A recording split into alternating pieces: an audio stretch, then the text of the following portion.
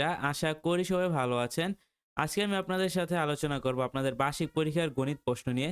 তো অলরেডি যাদের গণিত পরীক্ষা হয়ে গেছে তাদের কোয়েশ্চেনটার সাথে মিল দেখে আপনারা আমাকে একটু কষ্ট করে কমেন্টে জানাবেন যে আপনাদের এই কোয়েশ্চেনের সাথে আপনাদের কত পার্সেন্ট মিল হইছে। আর যাদের এখনো এক্সাম হয় নাই তারা এইখান থেকে ধারণা নিতে পারেন যে এটা কোয়েশ্চেনটা থেকে আপনারা ধারণা নিতে পারেন যে আপনাদের কোয়েশ্চেন কিরকম আসবে। আর আপনাদের যদি ভাগ্য ভালো হয় তাহলে আপনাদের এখান থেকে কিন্তু 100% কমন আসতে পারে। তো আপনারা যদি আমার অন্যান্য ভিডিওর কমেন্ট সেকশনগুলো চেক করেন, আপনারা দেখতে পাবেন যে যাদের ভাগ্য ভালো ছিল তার কিন্তু 100% কমন এসেছে।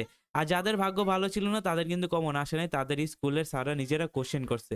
ওকে? তো আপনারা দেখতেই পাচ্ছেন এখানে নৈবেতিকগুলো দেয়া আছে। সাধারণ ভগ্নাংশ কত প্রকার? নিচের কোনটি মিশ্র রাশি?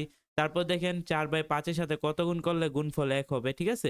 তো এরকম করে আপনাদের 30 টা নৈবেত্তিক দেয়া থাকবে। তো আমি নৈবেত্তিকগুলো আমি আস্তে, আস্তে আপনারা দরকার পড়লে এটাই স্ক্রিনশট নিয়ে নিতে পারেন। তারপর আসেন আমরা পরের নেক্সটে যাই।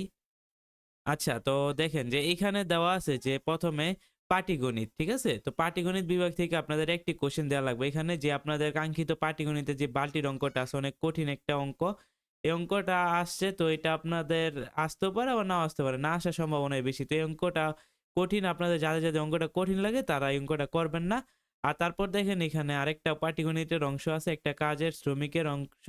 ঠিক আছে? তো এই অঙ্কটা আপনারা করুন। এটা সহজ একটা অঙ্ক। তারপর দেখেন আপনাদের বীজগণিত বিভাগ থেকে x = 3, y = 5, z = 2 হলে সহগ কাকে বলে উদাহরণ দাও। x² + y² - z² এর মান নির্ণয় করো। দেখাও যে x + y সমান x - y² + 4xy। ঠিক আছে? এটা হচ্ছে মেবি একটা বইয়ের অঙ্ক। তারপর দেখেন আপনাদের অনুশীলনী ৫ থেকে অঙ্কটা দিছে। এটা হচ্ছে গিয়ে বইয়ের অঙ্ক অনুশীলনী ৫ এর এই অঙ্কটা খুব অনেক বেশি গুরুত্বপূর্ণ। তারপর দেখেন আপনাদের যেই বীজগণিত পার্ট আছে, বীজগণিত পার্ট থেকে এই অঙ্কটা দিছি, এই অঙ্কটা আপনারা ভালোভাবে করবেন। এটাও একটা বইয়ের অঙ্ক। যদি আপনারা এটা ভালোভাবে করতে পারেন তাহলে আপনাদের এখান থেকেও কমন আসবে।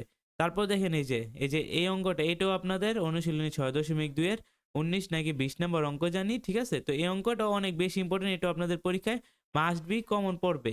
ওকে। দেন আসেন যে তথ্য উপাত্ত থেকে। তো তথ্য উপাত্ত থেকে তো আর কোনো কিছু আলোচনা করার নাই। তথ্য উপাত্তর গড়, মধ্যক, প্রচুরক এগুলা করলেই কমন। আর এখানে ২ টা অঙ্ক দেওয়া আছে। আপনারা চাইলে এগুলা দেখতে পারেন। তারপর আসেন যে এই যে এখানে কি দেওয়া আছে দেখেন। অপ্রকৃত ভগ্নাংশ কাকে বলে? এতকে অপ্রকৃত ভগ্নাংশ প্রকাশ করে। তারপর গসাগু নির্ণয় করো এত। ঠিক আছে? তারপর BOD MAS এর পূর্ণরূপ কি? তারপর 0.60 0.20 সমান কত? ১ ইঞ্চি সমান 2.54 সেন্টিমিটার হলে 8.5 ইঞ্চিতে কত সেন্টিমিটার? ঠিক আছে? তো ওকে, তারপর দেখেন একটি ছাত্রবাসায় ৫০ জন ছাত্রের ৭ দিনের খাবার মজুদ আছে। ওই পরিমাণ খাদ্য ১৪ জন ছাত্রের কতদিন চলবে? তারপর দেখেন সূচকের গুণক বিধি কাকে বলে? p⁻7 * p⁻5 এর সূচক কত? 3x - 5 = 70 হলে রাশিটি সমাধান করো। চাঁদা ব্যবহার না করে 45 ডিগ্রি কোণ অঙ্কন করো। সন্নিহিত কোণ কাকে বলে? চিত্রসহ লিখো। বিন্যস্ত অবিন্যস্ত উপপাদ্য কাকে বলে? ১ থেকে ১০ পর্যন্ত সংখ্যাগুলোর গড় নির্ণয় করো। ঠিক আছে? তো গাইস এটা থেকে আপনারা ধারণা নিতে পারেন আপনাদের যাদের গণিত এক্সাম তো তাদের জন্য